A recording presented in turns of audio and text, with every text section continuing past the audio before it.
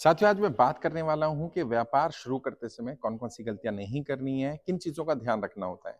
वैसे तो मैंने कई वीडियो में बताया है व्यापार के बारे में, लेकिन फिर भी 3-4 पॉइंट ज़रूर बताना चाहता हूँ। सबसे पहली चीज़ तो जो लोग दूसरे को देख कर के व्यापार शुरू कर देते हैं, दूसरे की कमाई को देख कर के व्यापार शुरू कर देते हैं, ऐसी गलती नहीं करनी चाहिए, इस गलती से बचना चाहिए। मैं ये नहीं कह रहा हूँ कि आप कोई कॉपी नहीं करते हैं या लोग कॉपी करके आगे नहीं बढ़ते हैं, लेकिन फिर भी अगर आप किसी व्यक्ति की कमाई को देख कर के एक्चुअल में उसको कॉपी भी करना चाहते हैं, तो पहले उसकी प्रॉब्लम्स को, उसकी कठिनाइयों को भी देख लीजिए। कहीं ऐसा ना हो जाए आपने केवल कमाई देख ली और जो आपको कमाई दिखाई गई वो वास्तविक कमाई नहीं थी। कई बार ऐसा होता है लोगों को ऑफ़िस देख कर के, ऑफ़िस का साइज़ बड़ा है, स्टाफ देख कर के, टीम देख कर के ऐसा लगता है कि ये व्यक्ति बहुत पैसा कमा रहा होगा और वो कंपनियाँ घाटे में चल रही होती हैं। अब आपने उसको देख कर के व्यापार शुरू कर दिया, अब होगा क्या? अल्टीमेटली आप भी घाटे में जाएँगे। अच्छा, आप भी किसी को नहीं बता पाएँगे और फिर क्योंकि आपका भी लेविश लाइफ़ दिख रहा होगा, ऑफ़िस स्टाफ दिख रहा होगा, तो लोग क्या कहेंगे? लोग कहेंगे कि मैं भी आपको कॉपी कर लेता हूँ और फिर बहुत सारे लोग घाटे में चले जाएँगे। अक्सर ऐसा हो रहा है। मैं ये नहीं कह रहा हूँ कि आप किसी को कॉपी मत करिए, लेकिन कम से कम उस फ़ील्ड के बारे में जानिए।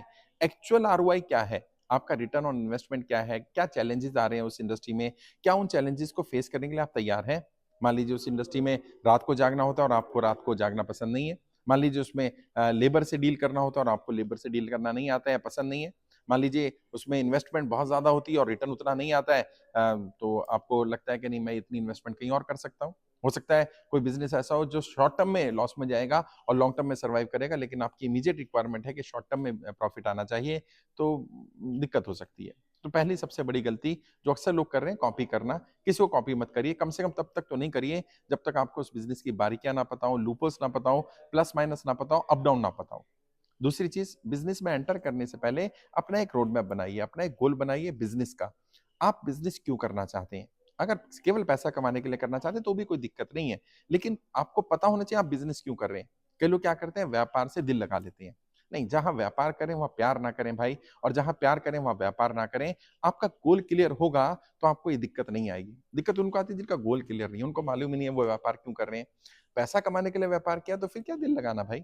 अगर इस जगह नहीं चल रहा दूसरी जगह जाके कर लेंगे। हमारा उद्देश्य पैसा कमाना होना चाहिए। अगर आपका उद्देश्य बिज़नेस को करने के लिए रेपुटेशन कमाना, नाम बिल्ड करना, इमेज बनाना है, अपना नाम लोगों तक पहुँचाना है, पैसा प्रायोरिटी पर नहीं है, अपने आप को ब्रांड बनाना है, तो फिर आपको इन्वेस्ट करने से पीछे नहीं हटना चाहिए।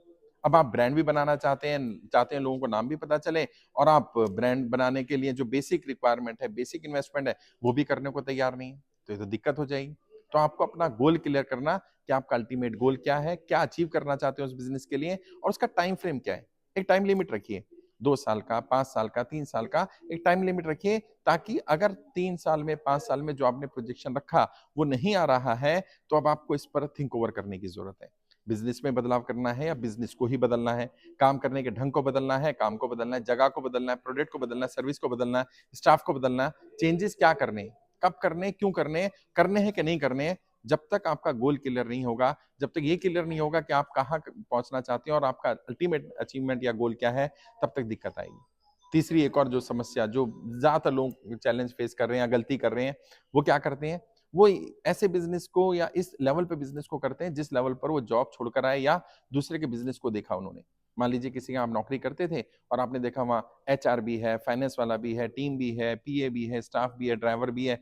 अब आपको लगता है मुझे भी बिजनेस करना है उसी लेवल पर, तो आप पहले दिन वहीं से शुरुआत करते हैं। नहीं, ऐसा नहीं करना, ज़ीरो से शुरू करिए।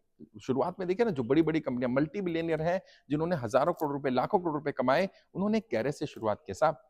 आप शुरुआत छोटी करिए, अपने पास बिज़नेस को रन करने के लिए एक कोलेटरल कुछ अमाउंट रखिए। कितना लिक्विडिटी होना चाहिए? कम से कम आइडियली तो 3 साल का होता है, लेकिन कम से कम 6 महीने का, 1 साल का तो आपको रनिंग कॉस्ट आपके पास हो। आपको जो इन्वेस्टमेंट करना है, मिनिमम इन्वेस्टमेंट करिए और जो आपके पास रिटर्न आने लग जाए। जब पैसा आने लग जाए तो आहिस्ता-आहिस्ता ग्रोथ करिए। प्रोजेक्शन रिपोर्ट तैयार करिए, ग्रोथ के लिए तैयार करिए, अपडेट करिए अपने आप को, अपग्रेड करिए समय के साथ। तुरंत एकदम से लेविश ओपनिंग कर लेंगे, सब कुछ सारा पैसा लगा देंगे, कल को क्या होगा? मान लीजिए बाय चांस बिज़नेस नहीं चला, बाय चांस डाउनफॉल आ गया, दिक्कत आ गई, अब क्या होगा? जो आपने पैसा लगा दिया वो तो वेस्ट हो जाएगा और आपके पास दोबारा शुरू करने के लिए भी पैसा नहीं रहेगा। मेरे पास आते हैं बहुत सारे बिज़नेसमैन, सबसे बड़ा चैलेंज ये है कि वो सारा पैसा तो लग गया, अब मैं शुरुआत कैसे करूँ? ऐसा नहीं है शुरुआत नहीं की जा सकती है, उसके भी रास्ते हैं। बिना पैसे के भी बहुत सारे बिज़नेस हो सकते हैं, लेकिन कम से कम आपको बिज़नेस की बेसिक गलतियों से बचना चाहिए। वो गलतियाँ जो आगे चलकर बड़ी गलतियाँ बन जाती हैं, बड़ा नुकसान कर सकती हैं।